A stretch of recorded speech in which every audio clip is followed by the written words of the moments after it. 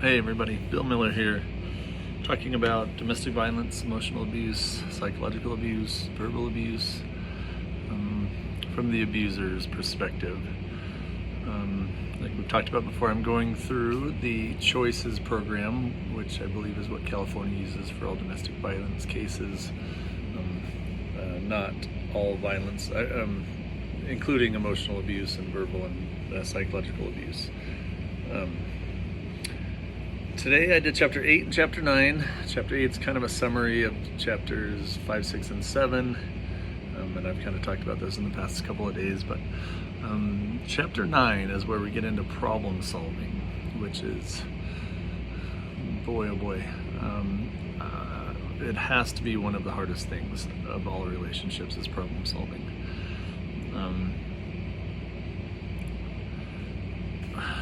Three things that come up with problem solving almost every single time, or the lack of problem solving almost every time, is blame.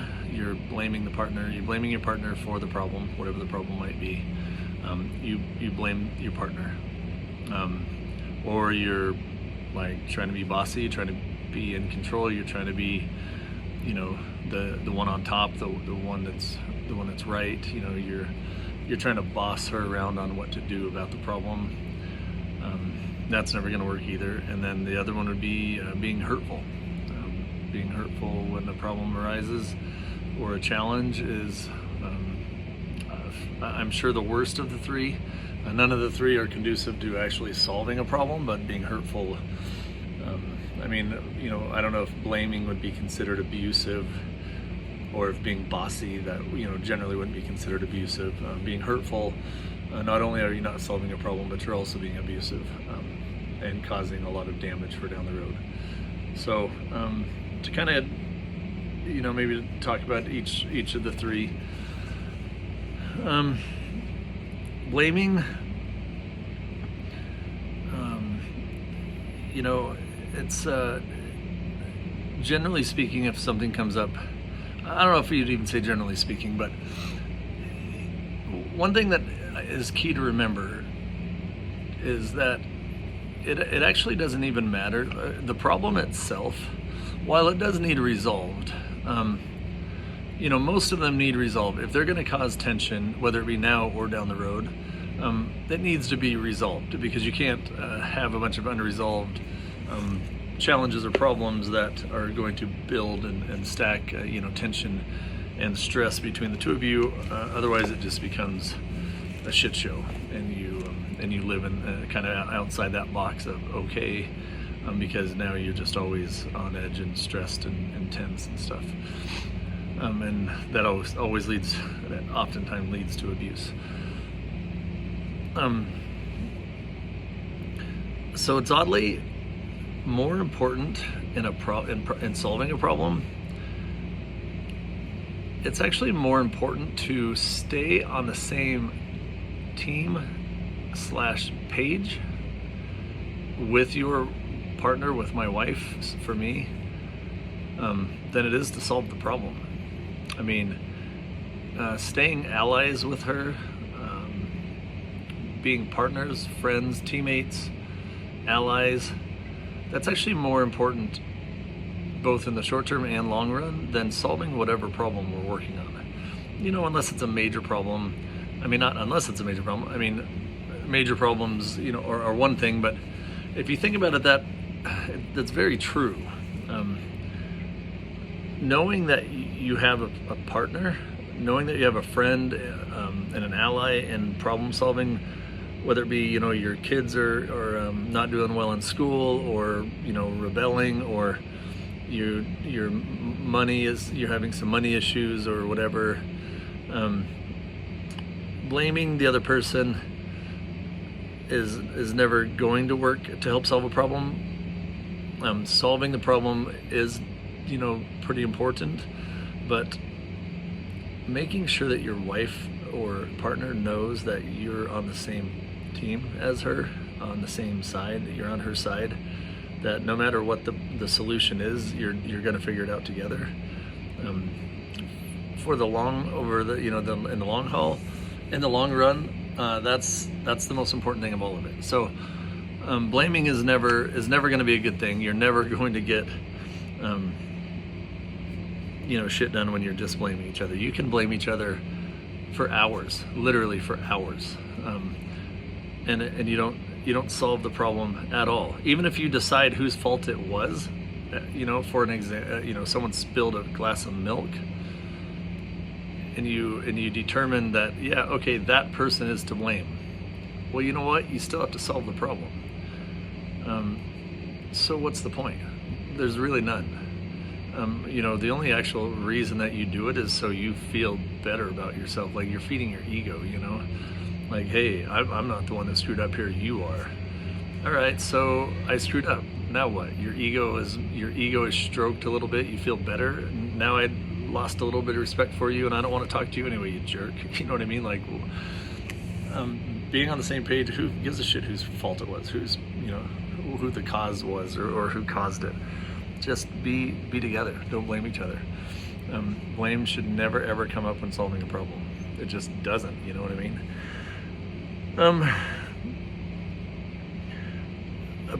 Part of the, a lot of the blame, like when you're blaming, you'll notice you start saying you. That's kind of a key to the blame game. You'll say you this, you that, you this, or whatever. Stay away from you. Number one, blame should never come up anyway. And the only time you're going to say the word you is if you're going to say you're right, or like, you and I can figure this out together, or something, but not you did this, or you are that, or you said this. That's just blaming, and that's always going to make the person defensive.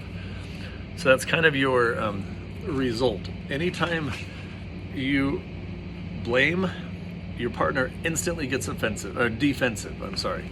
And likewise, that's you. Your partner blames you. The first thing you do is get defensive, and that's just your automatic thought, is to just get defensive when you get blamed. And that, getting defensive then leads to a bunch of other things. Now, you never know where your defense is going to stop.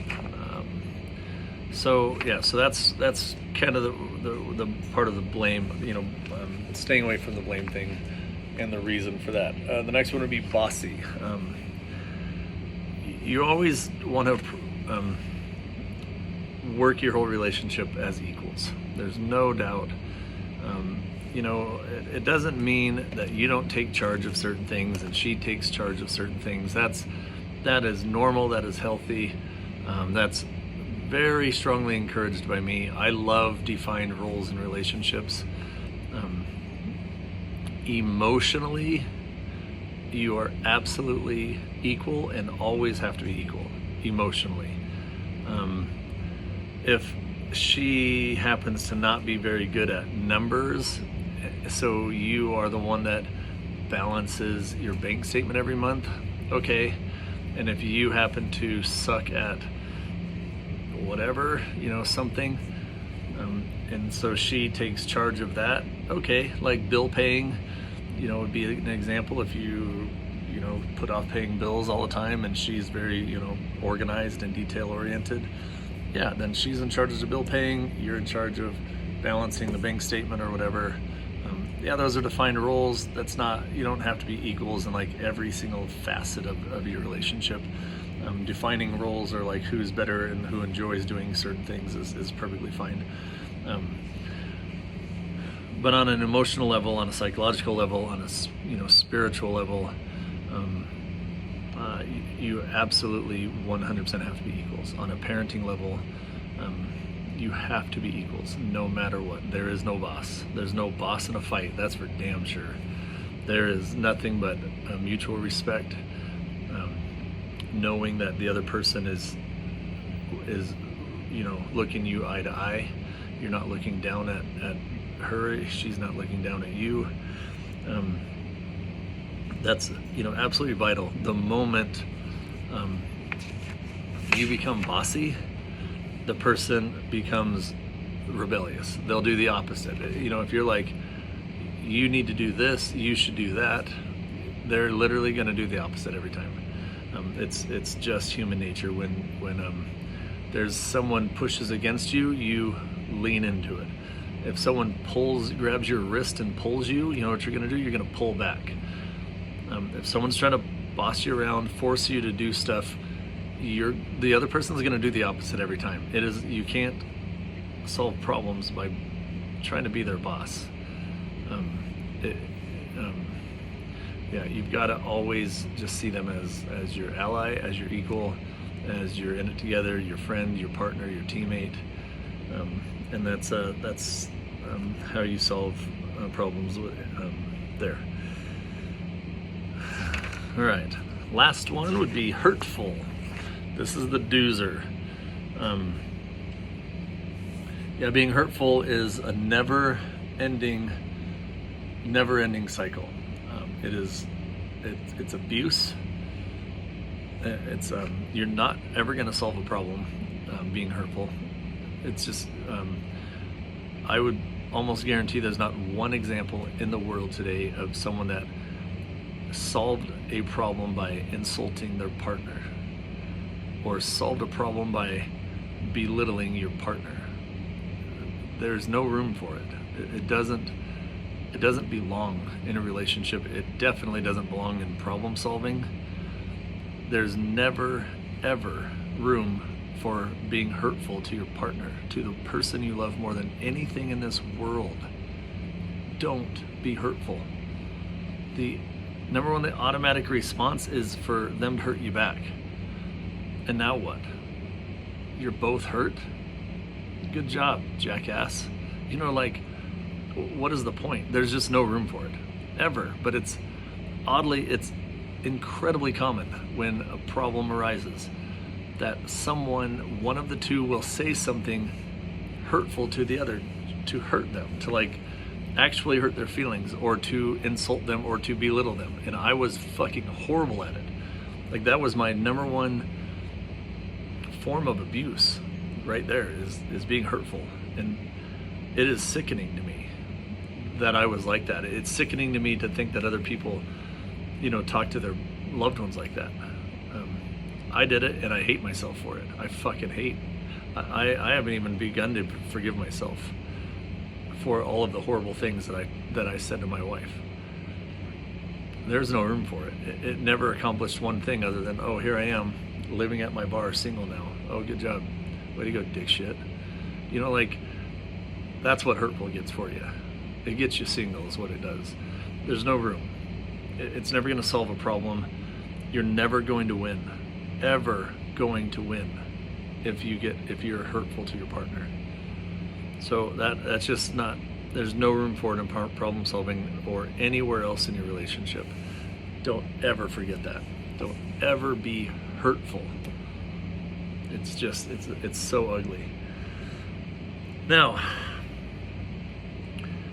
the other side of that is, what if you are on the other side and your partner is blaming you as an example? So your partner blames you, like, hey, you're the reason for this. It's your fault. Whatever you'd say, but now you're the one being blamed, and you know what's wrong. You work hard and you try hard to not do the blame thing, not blame her for the problem, so you can actually solve it without hurt feelings. But now she's blaming you, and what do you do to put an end to the blame thing and not make it worse? Because a lot of times the first person that says it is not the other person will retaliate 10 times as bad. I was famous for that. She would hurt me a little bit, I literally would hurt her 10 times as bad. Oh, good job, you won, you hurt her more. And now what? You know what I mean? So they blame you.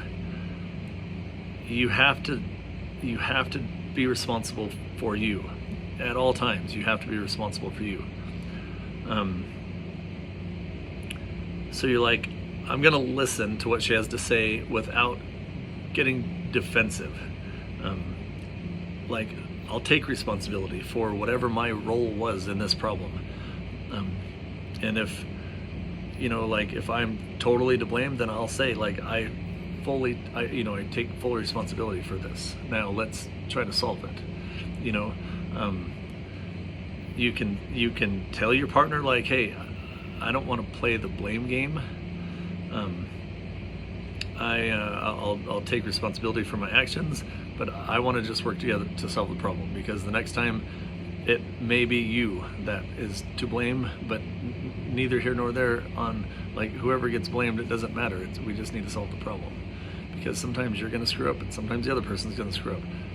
Pointing the finger doesn't do us any good. It just establishes blame, and then we still have to solve the problem with hurt feelings now.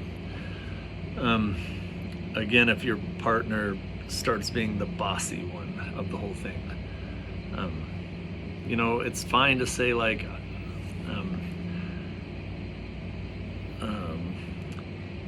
I'm not going to be controlled. Like, I'm not going to be controlled, but I'm not going to not cooperate either. Like, that's kind of your mindset. It's like, no, she's not going to control me, but just because she's trying to doesn't mean I'm going to be rebellious and completely discount what she's trying to say here. Like, she is trying to be bossy, and it's not probably the right approach, but maybe there is some validity to what she's saying. So you're going to take kind of a leadership role and say, you know what, I'm not going to be bossy, but I'm also not going to rebel against her and just not do anything she recommends, or not listen to anything she has to say just because she's being bossy. I'm still going to listen to her. I'm going to let her know, like, hey, like, I think we can get this resolved without, either one of us being bossy. Like, we can solve this together without getting bossy, and it'd probably be a lot, easier and less hard feelings, if you're good with that. But I would rather not get bossed around. I'd rather just we work together and try to solve it. I know it's really freaking hard, especially if you're frustrated, and especially if it's someone that does it to you all the time. It gets old. But again, you just have to remember, only you can control yourself, and you absolutely have to control yourself at all times. No one can control you. You control you. And then the hurt one, that's a doozer. If you're on the other end of being hurt, like your partner is now abusing you, don't hurt back. Like, fucking don't do it. A cycle of abuse, it snowballs, and it does too. I mean, shit comes up out of your mouth that because she hurt you on a scale of 1 to 5, she hurt you a 3, so then you retaliate with a 4, then she retaliates with a 5, and then the scale changes, and it just doesn't stop. And before you know it, neither one of you have a fucking lick of respect for each other. In that moment, nothing gets resolved. You're just both very, very hurt, very a feeling of, like, helplessness, like, I don't know how we're gonna get past this. Like, if she actually thinks of me in that way, like, how do I go on? Like, if my partner really thinks I'm a fucking liar, or a fucking lazy piece of shit, or like, I don't want to be with someone that thinks that about me, and I'm sure she would feel the same way. So, like, being hurtful is fucking damaging, and when they hurt you, just don't hurt back. You have to step up and be the better person. I don't know about better person, but you have to step up and be the one that takes responsibility for your actions and doesn't go down that little rabbit hole. You've got to just step up and say, I'm not gonna call names. I'm not gonna hurt. I just want to get this figured out, get this resolved. I want to work together to compromise, and just lead. That's all you can do is lead. Do not hurt back. And chances are, after it's resolved, she's gonna apologize. Any loving person would. If they hurt you and go down that, and you don't even respond in any way other than love and just trying to work together as a couple or as a partner, they'll know. They'll see it, and the next time they'll probably be a lot more aware of their words and actions. So that's that. Blame, bossy, hurtful. All three of those. Anytime there's a fight, you can almost bank on the fact that one of those three things happened. They either started blaming, you started blaming, you started bossing them around, so they rebelled and it turned into a fight, or you said something hurtful that had nothing to do with the problem, they retaliated, and now, or they left the room, or they're crying, and you're just a big piece of shit for being an abusive, hurtful person. So please don't let any of those three build walls between you, because they'll all just put walls up between you, and it makes problem solving a lot harder. And you want to live your whole relationship inside that beautiful box where everything's okay. All right, until next time.